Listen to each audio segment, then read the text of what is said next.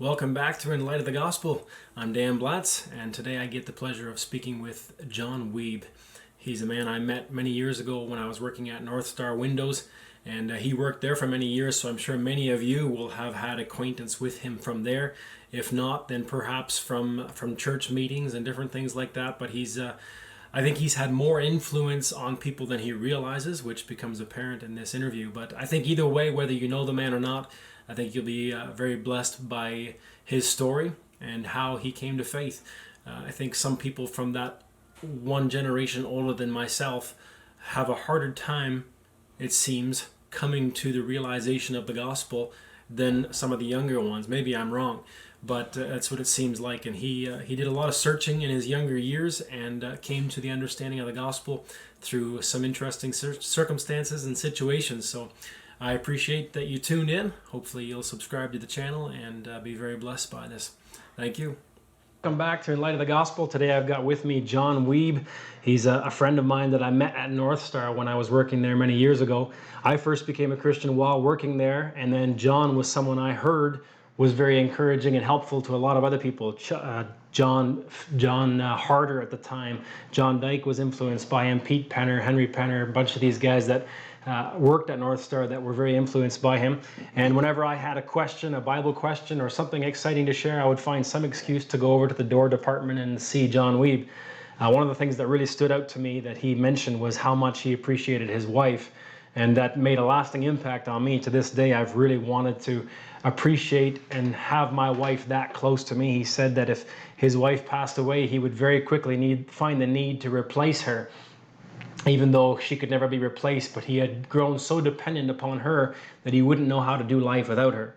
I'm sure the feeling is still just as strong today, eh? But I thank God that's never taken place, and he's still happily married and has several grown children. Three grown children. But to get his story right, I'm hoping to go back to his childhood. We started recording and I made a mistake, so we're starting over here again. But born in 1959. You said that you were one of 10 children. Yeah. And the way I understood it is you had 6 older siblings. Yeah. And then your parents waited how many years? 6 years. 6 years, and then you came along, and then another 4 years? No, before me was another 4 years. Oh, okay. There's one in between. So you're much younger than the oldest 6 siblings. And that must have had an influence on how you were raised, I would imagine, being the youngest of older parents. I think some of my siblings raised us later Just on. as much as the parents, eh? Well, I know even our youngest little girl, she gets a lot of treatment from her older siblings, quite a bit, right? So you said that your earliest memory of sin, could you readdress that? Yeah, so my earliest memory of sin was my dad had a fire in the backyard on a farm, and there was pop cans there, so I put grasshoppers in the pop can. Grasshoppers? Yeah. And they jumped in there, and I kicked the can out of the fire, and I knew that this was wrong. They were hurting. Mm-hmm. So you were probably 5 or 6 years old? Yeah, about 6 probably. Yeah, and then my second thing that I did that I'm aware of, or where I was aware of sinning, and that was I hit my brother with a stone on the side, on his thigh there, and I knew I was wrong. So you knew you had done something that was uncalled for. Was he younger brother or older brother? Younger. Okay. Yeah. Do you remember how you dealt with the guilt and the shame of those things at that age? I don't remember. Were you usually a pretty quiet kid, or were you? Yeah, I think I was quieter. My brother got in a lot more trouble than I did. That doesn't mean that he was probably better than I was, because I was dealing with it inside and secret things and sneaky, and whereas he was more open and more mouthy. He got. I think it was my dad's favorite from us too, because I didn't. You stayed out of outward trouble. Yeah. Hmm. Yeah, so. Were you guys a church-going family? No, at that time it was like you had to be out of school before you could go to church. Like I was probably 13 years old or so, and then I started going to church. And there wasn't children's Sunday school or anything like that? No, there was just going to church and even getting in trouble in church because we couldn't understand what they were saying, so it was just a... Isn't that interesting? Eh? There, they preached in High German, so you couldn't understand it. Here, they preached somewhat in Low German, but we could hardly understand it sometimes. Yeah. It was like Old Colony was always trying to keep it just out of the reach of people to understand. Yeah. You were Old Colony? Yeah. Okay. And I appreciate that too, what I learned in the Old Colony system, because they put a fear of God absolutely in me. So, but then jumping ahead, I think I must have been just 19 years old when I first came to Canada with my friends, just two other friends, and then we primed tobacco. So you came just to make money? Yeah, I came to make money, and then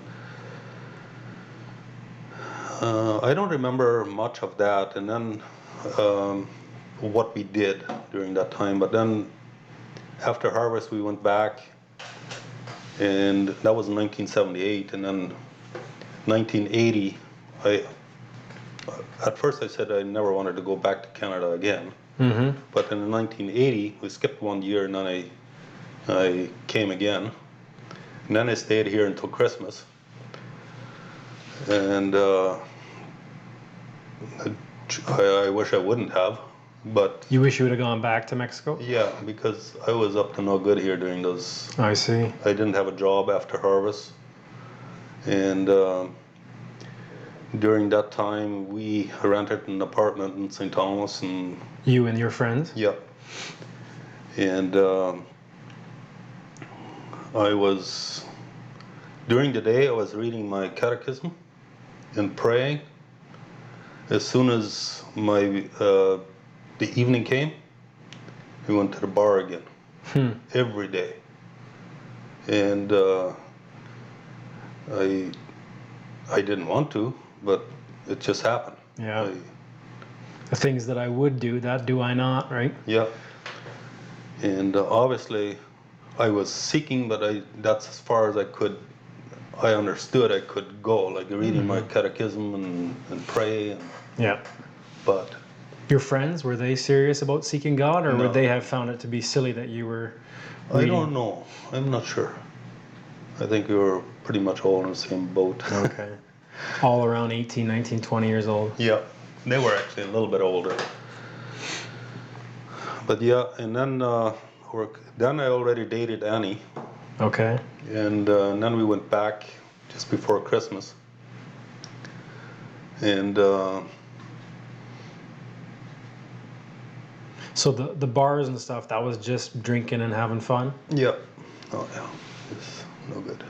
Not that you were out and about searching for other women and stuff like that? No, It was just young fun, trying to get a little bit of a buzz or something like that? Yeah.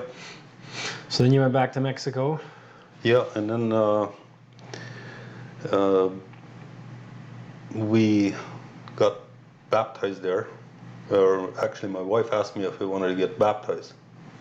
So she was hinting towards marriage, or what? I don't know if she was that much, but her sister, she was going to get married, and she was younger, and I guess her parents liked her to do them both. Do it together, yeah. Do it together. And I at first said no. I'm not. So, but then I thought about it, and a couple of weeks later, I agreed. Okay. Did they have baptism classes in Mexico too, where you kind of learn from the preacher a little bit? No, there was just you learn your catechism and. Just so long as you could read your verses. Yep. When they asked the questions. Had them all memorized. They had the whole catechism memorized? Catechism. Wow, that's impressive. Yeah.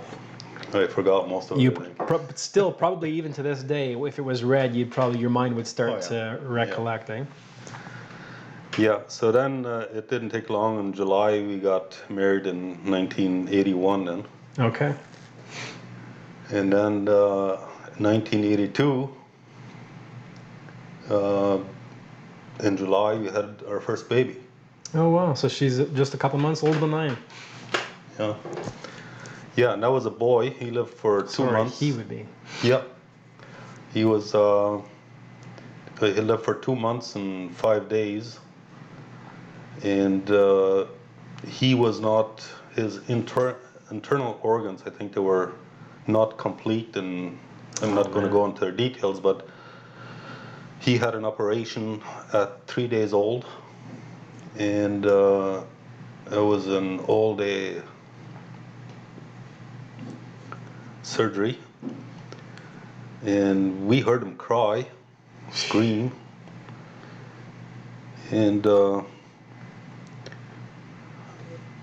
but it never worked the way it was supposed to. Even after the surgery, it was just Wow. So very. for 2.5 months, he was just in pain all the time. Yeah. And then the last, I forget exactly, but about 2 months he had another operation to lead the water out the side as well, and then he passed away shortly after that. Do you remember how you guys coped with that kind of suffering? I just know that's. I sometimes say that was our little missionary. Really? Like he made a search. You were still in Mexico though. Yeah. Yeah. So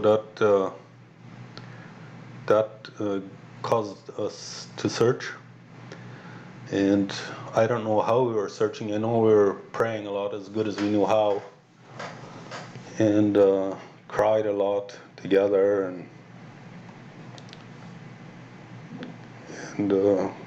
he passed away in Chihuahua in the hospital. And then secret things we had to do there just to get him out of the hospital. We had to pretend he was alive, wrap him in a blanket, and then. How come? Otherwise, you had to. I don't know what, but then I think you had to pay money to buy him out or whatever. Then it became a law thing. Oh man, that got to be hard. I don't know what the details are, but anyway, we had to do that. Bring him wrapped in a blanket, and there was 3 of us in a pickup truck. Had him by our feet there, single cab truck. It wasn't Not fun. the most pleasant ride. No. But it was actually a relief that he passed away because he was suffering so much. Yeah, I can imagine.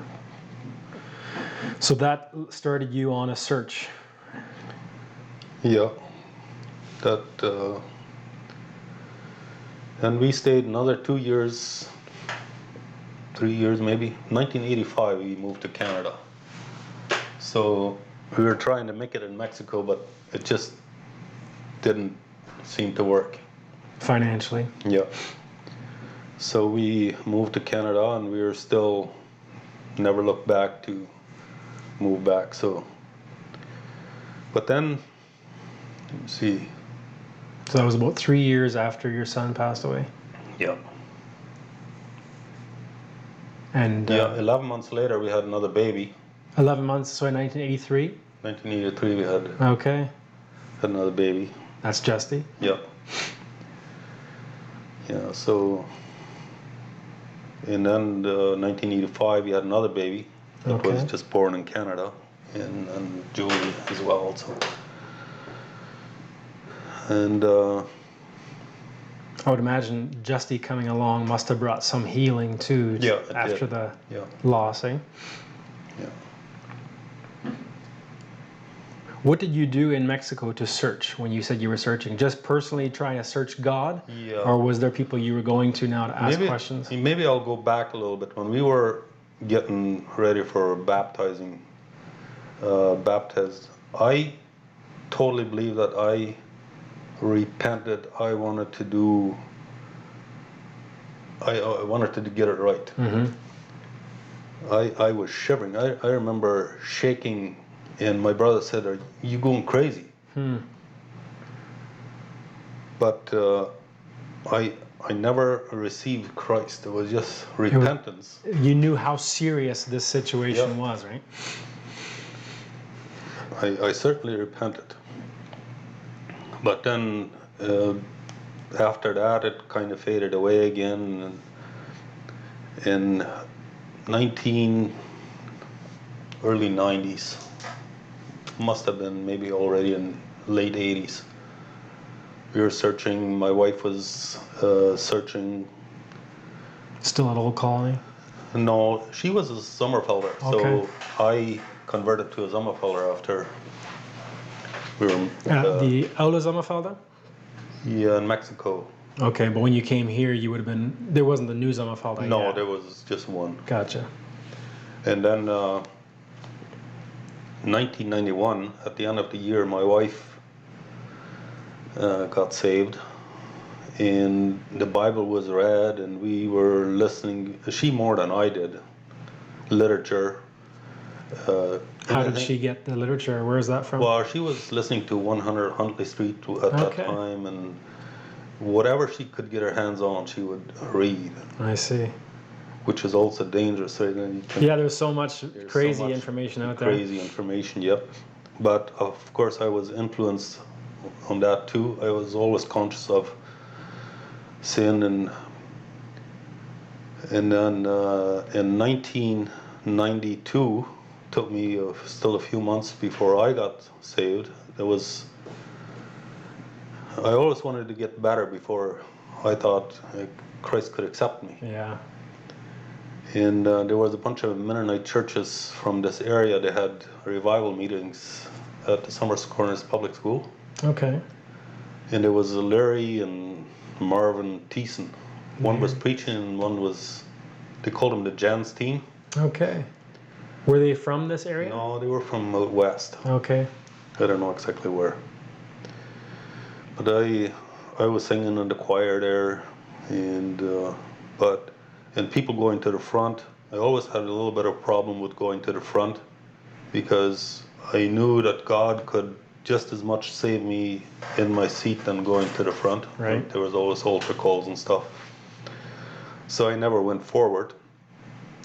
But then each night after the closing, I think it must have been each night, they were singing the song Just As I Am. Oh yeah. Without one plea. Yeah. That's when it clicked. Yeah. Without one plea, but that thy blood was shed for me. Yeah. Lamb of God, I come.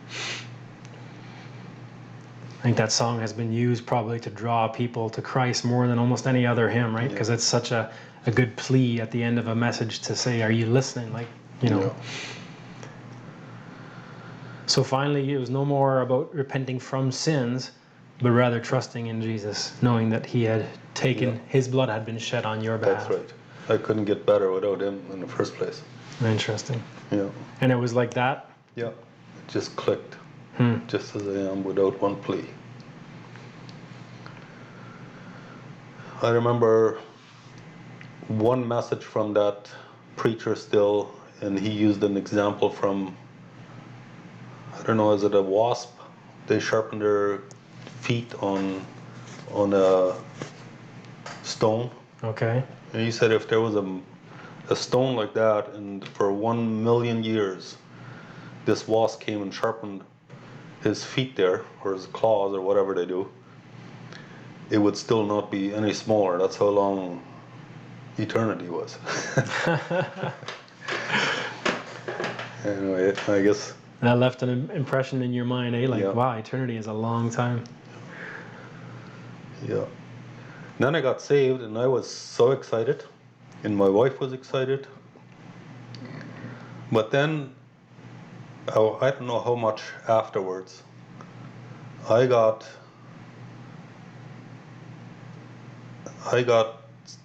security.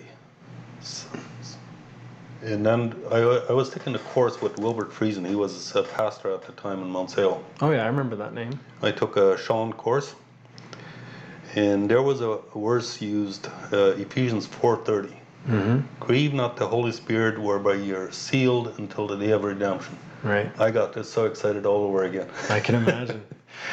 Yeah. Why would that verse stand out? Because that sounds like a negative. Don't grieve the Spirit of God. I guess I was more focusing, I was sealed Yeah. until the day of redemption. Well, I often use that same verse. I'm glad you brought it up, because if God is going to be with you until the day of redemption, then you better not grieve him. Yeah. But he is going to be with you. No matter what happens, no matter what comes, he's not leaving you, and you are sealed by him. Yeah. So yeah, that is a really powerful verse. Yeah, so it was pretty exciting once the growing part and the learning. Oh man, it was so exciting. All of a sudden the Bible came alive and you were excited to read, and Very much. yeah. And you were still Summerfield. Yeah. Yeah, we only left there in 2001. But yeah, we were there and trying to help. We were youth leaders there for I don't know how many years. When was that church split with Summerfield? I don't actually know. Were you a part of that or no? Yes. Okay. Yeah, there was a group that was going away. The old Summerfield, they left, and for various reasons. So the youth leading, that was part of the new Summerfield already? Yeah. Okay. I think that came afterwards, the youth leading. So it was a lot of fun. I didn't feel like I was qualified to do it, but I had fun, and I think a lot of those people, they had fun with me because we were all learning at the same time. There was and you were there was genuinely Tony Wall, excited. Jim Wall, Tammy, Oh really? Abrams' kids, Zacharias, Oh, I'm sure you could bring back up some really good memories there, eh? Oh yeah, that was a lot of fun. We went camping. We actually made a trip to Manitoba once with the youth and some other parents. And you were freely talking about the scriptures with them and doing Bible study and stuff like that? I could hardly read, but Really? yeah, English. But Oh right, of course. But made it through. They helped me through, and they overlooked they didn't, as far as I know, they didn't make too much fun of me. There we go. And they felt like you were not that much older than them, probably, right? Because I think about now, like you said Tony Wall as well? Yeah. Tony Wall is like late 40s, I think? Yeah. So probably. not that much younger than you, right? So, and you, to go back to the North Star thing, when you came back and you moved here with your wife, did you start working at North Star right away? yeah. Because I know you were one of the first ones that North Star employed, right? Yeah. Well, I actually worked for Pete before it was North Star. It was P&J Building Products at the time. It was Jake and Pete Benman owning P&J Building Products. So you and then Ben Peters probably was with there shortly Peters, after? I think he only started when it was North Star in 1986. Wow. Way back. I remember John and Ben Peters you guys were like the first employees that North Star had, right? So. Yeah. But just that's pretty much my testimony there. The other thing is people influence, and I know a lot of people that have influenced me at North Star as well. And I don't feel that way that I influence people because I feel more like I was way more of a bad example a lot of times because I had to make decisions and probably a lot of times lost my temper or. Oh really? So I didn't work I directly with you, so I didn't see any of that. But I was intimidated by you because you looked very serious. But I remember every now and then you'd come over and say, "Hey, I just read this," and you were obviously very excited. And I would share things with you, and you would get excited, and I just knew that there's something here. We have a kinship, right? Yeah. And I know a lot of other guys. Pete Penner has shared that he definitely was very encouraged by you many times, and John Dyke, and then I would imagine John Harder. John Harder, I had a good Henry time Penner. Good time with John Harder. Yeah. So you had the three girls, and when did you leave the Summerfield church? 2001. Then you started going to Gospel Hall? Yeah. How did that come about? They had gospel tent meetings in Eden. Okay. Public school, and then it was just when we were saying what now, and there was those meetings, and we went there and they preached the gospel, and we loved it. A lot of churches, even if they preach the gospel enough to get someone saved, they spend so little time on on the actual gospel, that when you go somewhere and actually hear the gospel again, it's like, wow, that's refreshing, right? Yeah. So was that kind of what drew you there, or was Yeah. there problems anyway where you were coming from? There was problems at the time, yeah. Okay. Yeah. Relationship problems, or you found sin that you just couldn't stand, or? I think a lot of them things, when I look back and I did it all over again, I would have dealt with it different. Right. I made some rational, probably selfish decisions. Okay. So I'm not proud of it. Right. But it happened. Yeah. I mean, one of the things that people often forget about is that the Bible very clearly says, be pitiful, be courteous, be kind, be long-suffering with one another. And it's like, why would I be? I mean, the church should be good. The church should be righteous. The church should be holy. I shouldn't have any problems. Yeah. But he gives all those warnings, do this, be kind, be pitiful, be courteous, be long-suffering. Why? Because you're going to let people down, and they're going to let you down, and there's going to be conflict, there's going to be issues. And then every now and then, like Paul and Barnabas, they just had to go separate ways, right? The contention was too great between them, right? So sometimes that happens, and there's nothing you can do about it. Sometimes you look back and you realize that was how God was leading through that. But yeah, it is too bad it happens. Yeah. Sometimes, like, it wasn't really. Maybe at that time I was a little bit religious more than Christ-like. Mm-hmm. So I've been there. So that then certain things bothered me, and which wouldn't bother me anymore. Right. So. And then you started hearing the gospel halls preaching, and that was enough to say, okay, well, we found a new place to go. Yeah. And then you were there for quite a few years. Yeah, we were there for, I don't know, 8 years maybe. Okay. And your daughters kind of grew up and became young women there at that church. Is that where they found their spouses? Justy did. Okay. Not Margie and Julie, but. Okay. What was it like raising 3 daughters through teen years and all that? I think they might say different, but I was always proud of them, and I think we had a good relationship. And we were open. And they didn't get off into trouble and get all rebellious or anything like that? No, Your wife always homeschooled them? Yeah, up until grade 6. Up until grade 6? Justy was up until grade 6. Okay. I remember my wife was at the grocery store, maybe it was a Walmart, she'll correct me on this, and she was walking along with our 2 girls. We had just 2 little girls at the time. Maybe we had a little son as well, I forget, but we had them dressed nice and modestly, and obviously we were taking good care, we were training them, and your wife stopped by and said hello to her and gave her a little No Greater Joy card that would point her to the No Greater Joy website for child training tips and for homeschool resources and all that kind of stuff. And I remember her bringing that card home, and then I realized who it was. She obviously knew your family, right? Growing up, she had known a little bit of your family in Springfield. Yep. And so it was pretty exciting to see that you guys were endorsing the same things. And I remember that kind of spurred me on to talk to you more at North Star as well. And then I realized you had read some of the same books. You had been studying Mike Pearl's Book of Romans and the Book of Revelation and things like that. So, excuse me. No, yeah, my daughters would make stickers, magnetic stickers, tape them on the back of my vehicle. I love my daddy. And oh, really? Yeah, so I was quite proud. So you were pretty affectionate with your daughters? Yeah. And that was not very common from your generation, eh? Probably not. No.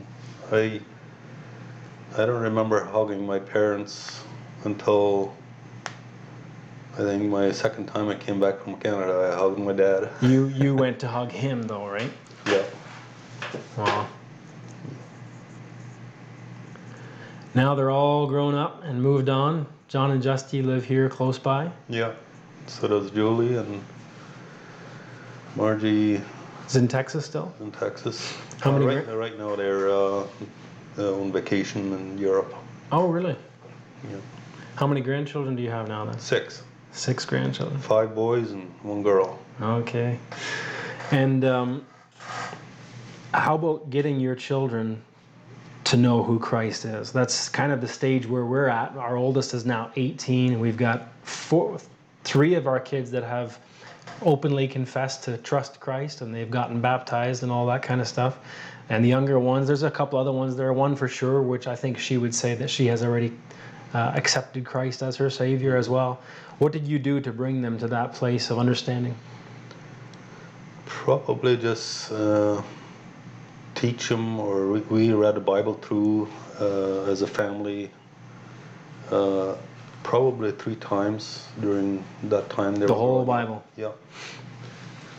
And but there comes a time where they have to make up their own decision. I'm sure you have found that out too, where they believe because they're convicted of Christ instead of what Daddy says. Yeah.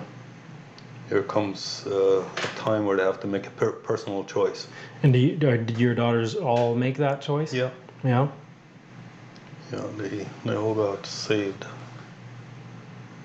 shortly after we went to the gospel hall. Okay. The gospel was preached there constantly, right? Yeah. So I guess maybe we can kind of finish up on marriage. You've been married for how many years now? 40. 40, yeah. Just for the past 40. That's right, because that's 1981. And the longer it gets, the more I don't want to part with her. Okay. So you're not interested in trying to find someone else at this point. Is it get, like, I know a lot of times we as Christians, we want marriage to sound good to people. Yeah. So we'll say that it's getting better and better. And I don't think I'm lying about it. I don't think I'm being pretentious.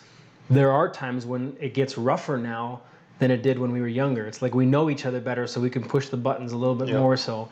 But then when it gets sweet, it's so much sweeter. And then I also say often that it's like marriage used to be like this, and now it's starting to look more like this, right? Absolutely. How is it now after 40 years? Oh, it still goes like this a little bit, but it's nothing bad. I think it's just little headbutts and issues, and How do you guys sort through things? What's the recipe for? I don't think it goes. It's not deep enough that it becomes a big issue. You always solve it before it becomes something big. Yeah. And obviously staying true and faithful to each other. Yeah. I totally trust my wife. And she would say the same, I'm sure. I would say so. You've had no issues dealing with pornography and lust and things like that? I have had in the past, but I'm free from it. That's awesome. Actually, I've never been deep into it. Yeah. But it's just stopping a little bit too long. Yeah. When something passes by. I hear you.